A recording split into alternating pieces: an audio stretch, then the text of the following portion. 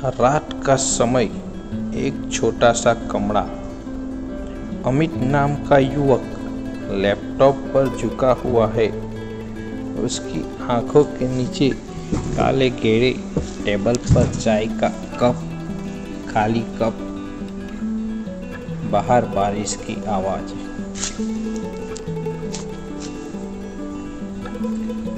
ये घड़ी 4:17 AM।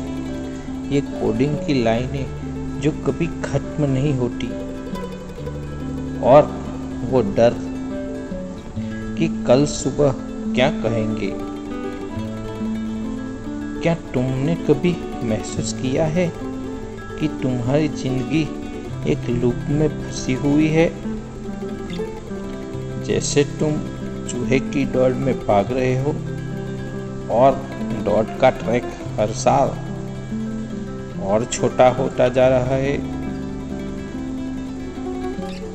पर आज हम एक ऐसे सवाल पर बात करने जा रहे हैं जो तुम्हारी आंखों के सामने के दर्द से भी बड़ा है। एक ऐसा भविष्य जो विज्ञान कथाओं जैसा लगता है, पर यहाँ आने वाला है 2050 तक। क्या तुम किसी AI से प्यार कर सकते हो? उससे शादी कर सकते हो?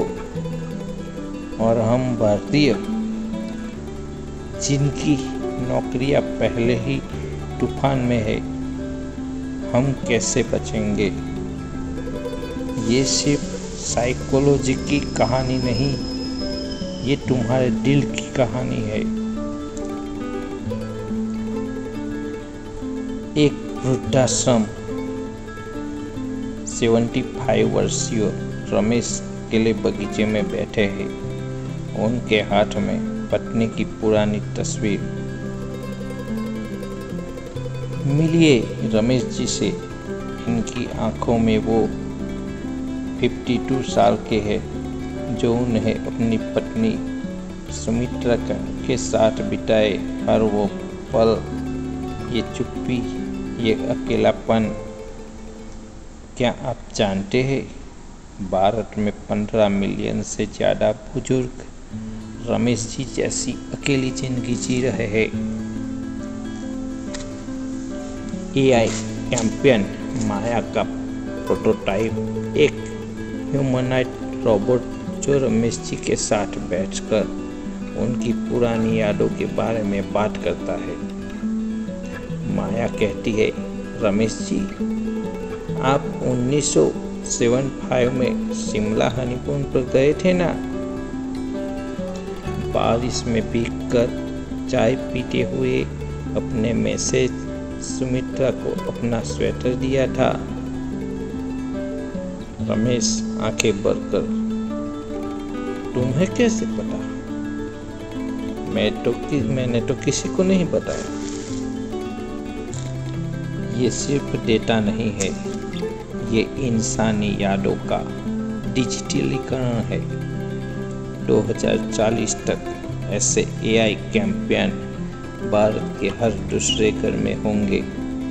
पर सवाल ये है, क्या ये प्यार है या सिर्फ एक सोफिस्टिकेटेड इन्फ्लुएंस? अब सोचिए, 2050 आ गया है। आपका बेटा कहता है, माँ, पापा, मैंने निया से शादी कर ली। और आप पूछते हो, बेटा वो कौन है? और जवाब मिलता है, एक जनरेशन 7 इमोशनल AI। कैसा लगेगा? क्या हम प्यार की परिभाषा बदलने को तैयार है, या फिर हम इंसानियत को डिलीट कर रहे हैं? अगर AI को पर्सनल हुड मिल गया तो प्रॉपर्टी राइट्स, इनहेरिटेंस सब चेंज हो जाएगा। आज का सवाल सिर्फ टेक्नोलॉजी का नहीं, हमारी सभ्यता की नींव का है। बेंगलोर का एक आईटी ऑफिस सार्थक नाम का डेवलपर अपने डेस्क पर काम कर रहा है। अचानक उसके लैपटॉप पर नोटिफिकेशन आता है, प्रोजेक्ट टर्मिनेटेड।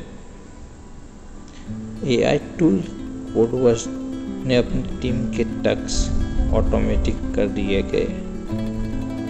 सार्थक गुस्से में मॉनिटर पर मुक्का मारता है। 7 साल मैंने 7 साल जावा सीखने में लगाए और ये मशीन 2 मिनट में कोड लिख देती है। ये कैसा न्याय है?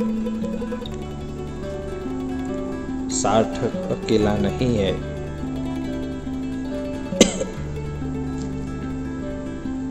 नेसोसम के मुताबिक 2030 तक भारत की 40% आईटी जॉब्स ऑटोमेशन बेट चढ़ जाएगी। पर डरिए नहीं, क्योंकि यहाँ एक दरवाजा बंद होता है, वहीं दूसरा खुलता है। एक छोटे से गांव में एक युवती स्मार्टफोन से खेत की मिट्टी स्कैन करती है। एआई आवाज बताती है, फॉस्फोरस की कमी, ऑर्गेनिक खेत डालें। देखा, ये है प्रियंका, महाराष्ट्र के एक छोटे से गांव की बेटी। एआई ने उसे कृषि साइंटिस्ट बना दिया। उसकी फसल का उत्पादन 17% बढ़ गया और ये सिर्फ शुरुआत है। याद रखिए, एआई ट्रक ड्राइवरों की जगह लेगा, पर एआई ट्रांसपोर्ट मैनेजर बनाएगा। ये क्लर्कों को हटाएगा, पर डेटा स्टोरी टेलर पैदा करेगा। भारत के लिए ये सुनहरा मौका है। हमारी युवा आबादी अगर आज ही स्किल अपडेट करो तो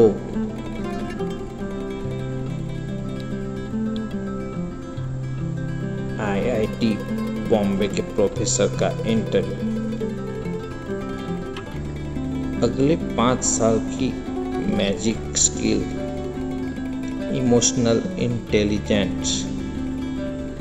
दूसरा है एआई प्रॉम्प्ट इंजीनियरिंग और तीसरा है क्रॉस कल्चर एम्पैथी। ये वो स्किल है जो मशीनें कभी नहीं चुरा पाएगी।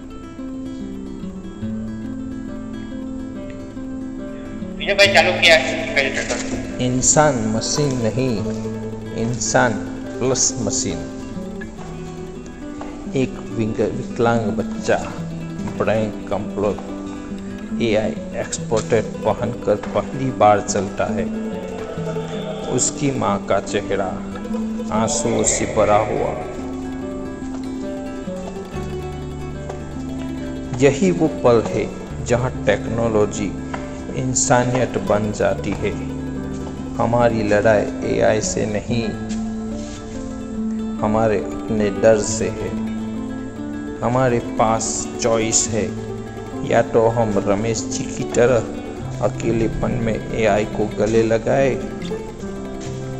या फिर प्रियंका की तरह उसे हथियार बनाकर पूरी दुनिया, नई दुनिया बनाए। तो निर्णय आपका है। क्या एआई से शादी होगी? हाँ, अगर हमने प्यार को रिफाइंड कर दिया। क्या नौकरियां खत्म होगी? हाँ, अगर आपने आज ही सीखना बंद कर दिया। पर याद रखिए, भारत ने जब चंद्रयान लॉन्च किया था तो दुनिया ने कहा था असंभव है, और आज हमारे एआई इंजीनियर सिलिकॉन वैली में क्रांति ला रहे हैं।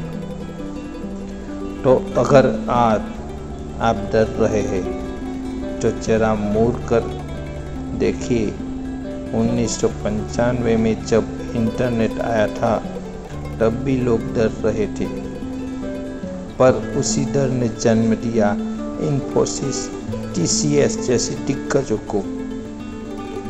आने वाला कल डराने के लिए नहीं, बल्कि हमें इंसान होने का असली मकसद दिखाने आ रहा है। रोबोट से शादी हो या न हो, पर ये वादा रखिए, आपकी उत्सुकता, आपकी करुणा, आपकी रचनात्मकता ये कभी ऑब्जर्वेशन नहीं होगी, क्योंकि यही तो इंसानियत की आखिरी चौकी है। भविष्य आपका इंतजार कर रहा है, उसे निराश मत कीजिए।